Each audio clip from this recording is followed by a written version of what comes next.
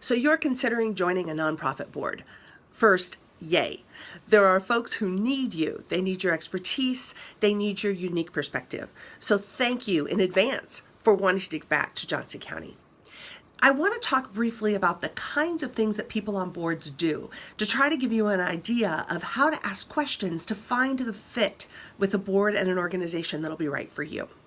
There's 3 different things that a board of directors for a nonprofit does, and in different organizations, those are going to be emphasized in different ways.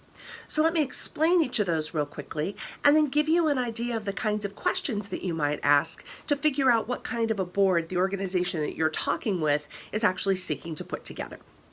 There is a strategic board, an operational piece of being on a board, and then a financial and fundraising piece.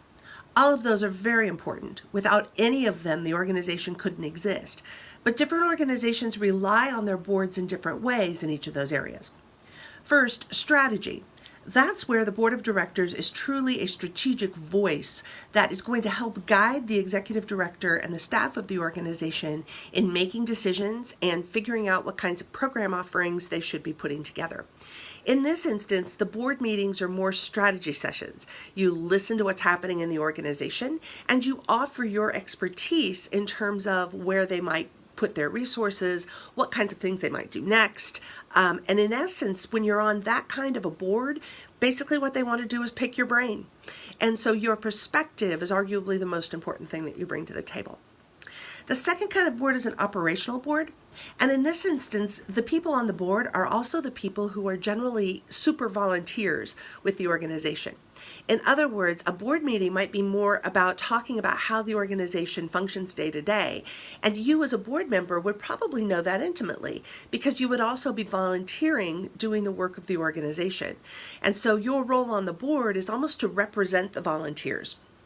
Finally, a fundraising board is exactly what it sounds like. The idea is that the board exists to use their network of people in order to help raise money for the organization. Most of the time, folks on a fundraising board will also be asked to contribute to the organization themselves. It's not about the amount of money, it's about being able to say that 100% of the board members are on board with making financial contributions to the organization. So, figuring out whether you want to be a strategic thinker, a doer on the operations side, or a networker who wants to bring funds to the organization is a good first step in figuring out what kind of a board experience will work best for you. We'll see you at All Aboard.